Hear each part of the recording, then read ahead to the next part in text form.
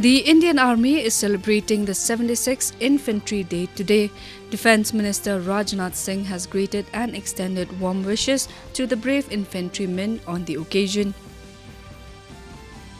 President Draupadi Murmu today paid homage to former President of India, Dr. K.R. Narayanan, on his birth anniversary at Rashtrapati Bhavan.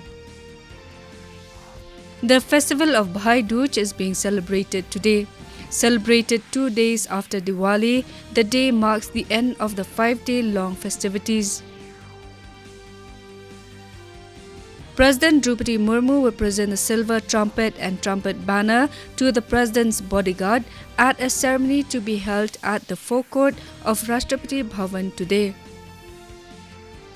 More than 219 crore 53 lakhs vaccine doses have been administered in the country so far under the nationwide COVID-19 vaccination drive.